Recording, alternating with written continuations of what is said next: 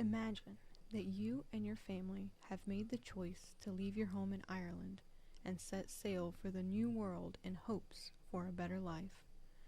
After a grueling time on the open ocean, filled with sickness and harsh weather, you finally arrive in the colony of South Carolina. The other Scot-Irish settlers want to head west and establish a community near Long Cane Creek. Wanting to be with your countrymen, you and your family set out with them.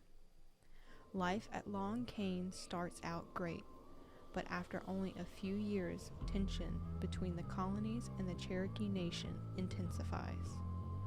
After other settlers keep encroaching on Cherokee land, war breaks out.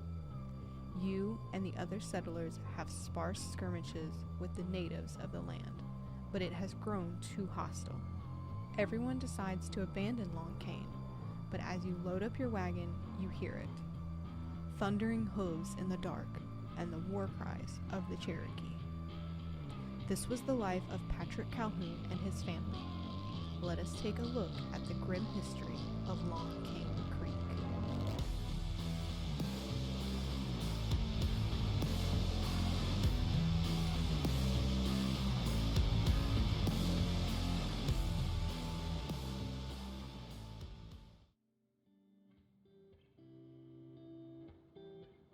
Our next stop is McCormick County, near the town of Troy. Located off of South Carolina, Highway 10 sits Long Cane Creek. This place is one of the state's lesser-known historical sites. Not only was it the site of a massacre by the hands of the Cherokee, but also the location of a brutal defeat by the British in the Revolutionary War.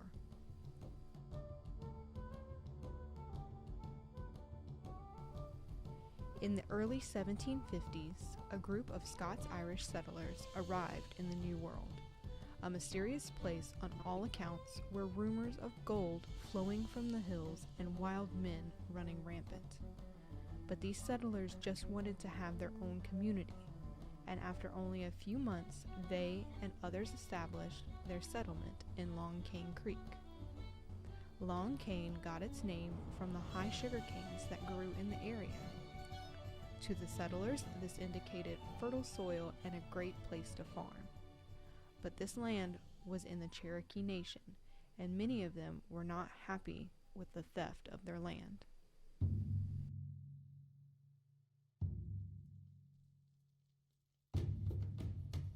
In 1758, the Cherokee War began. Long Cane settlers experienced raids on their farm, thefts of goods, kidnappings, and murder at the hands of the Cherokee. By 1760, the attacks had escalated, and the settlers decided to band together and abandon Long Cane Creek via wagon train. All 150 settlers, including women and children, hoped to escape to the town of Augusta. As their wagons began down the long, muddy road, 100 Cherokee on horseback descended upon them. Out of the 150 settlers, 23 were killed, including several children who were scalped. Among those killed was Catherine Montgomery Calhoun, the grandmother of John C. Calhoun, the 7th Vice President of the United States. Several children were taken and forced to live with the Cherokee. One child was 5-year-old Anne Calhoun, John's aunt. She was returned 12 years later. The other children were mangled and left for dead in the woods, but most survived.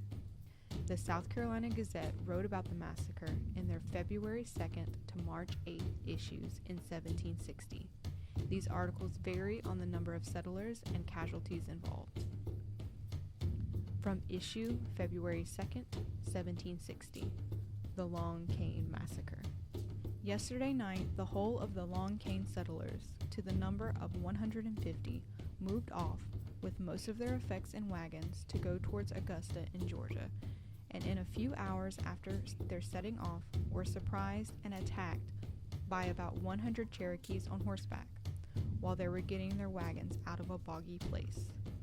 They had amongst them 40 gunmen who might have made a very good defense, but unfortunately their guns were in the wagons. The very few that recovered theirs fought the Indians, half an hour and were at last obliged to fly. In the action, they lost 7 wagons and 40 of their people killed or taken, including women and children.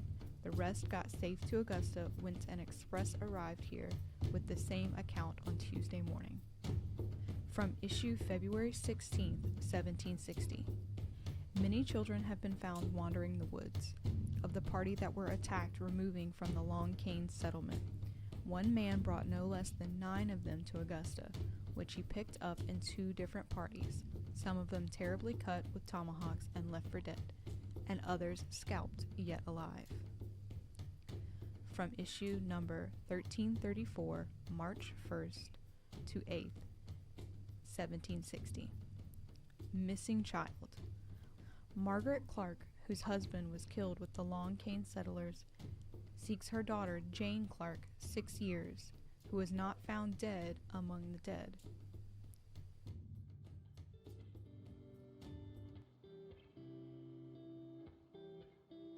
The deceased were all put into a mass grave that lays deep in the forest at Long Cane Creek, lost to time. A few miles from the grave site's speculated location sits a memorial dedicated to those that were killed that day. We traveled down to Highway 10 to get a look at the historical markers left in the remembrance of the massacre. To get to the memorial, you turn off of the highway onto a long dirt road, cross a narrow bridge, and take a left. The memorial has 4 gravestones, 2 for Catherine Calhoun and 2 for the Norris family that also died that night. Visitors from all over have left coins and messages for the deceased to pay respects. Some believe that the quarters left on the gravestones are really from other victims of the attack.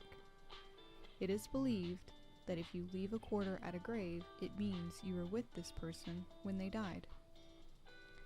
Some visitors have reported a cold chill while standing near the gravestones. Others have felt uneasy and experienced a feeling of being watched. Some have even heard voices and screams in the woods while paying their respect. While we didn't have the time to do a full investigation of those claims, if you're interested, you can check out Ron Khan on YouTube for a ghost hunting video of the site.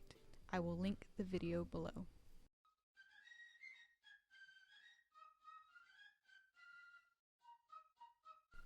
Mentioned earlier in this video, this was also the location of the Battle of Long Cane.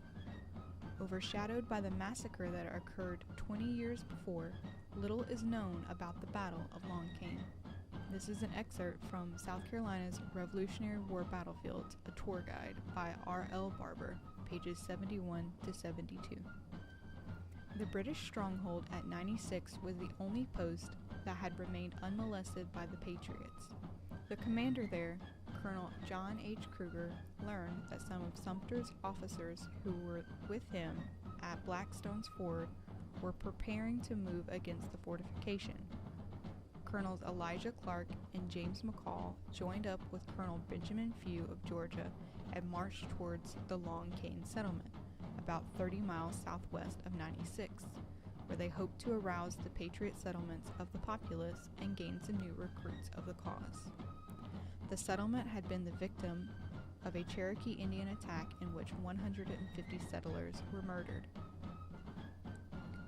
To counter the Patriots' move, Colonel Kruger sent Colonel Isaac Allen with about 450 redcoats and loyalists towards the American camp. Colonel Few, with about the same number, set out an advance force to meet the enemy. Initially, the British were repulsed, but although the main body of the Patriots was in reserve, both Clark and McCall were wounded early in the battle, and the American forces fled in confusion. The British dragoons charged, inflicting deadly blows as they advanced. Colonel Few failed to bring up the main body and instead ordered a full retreat.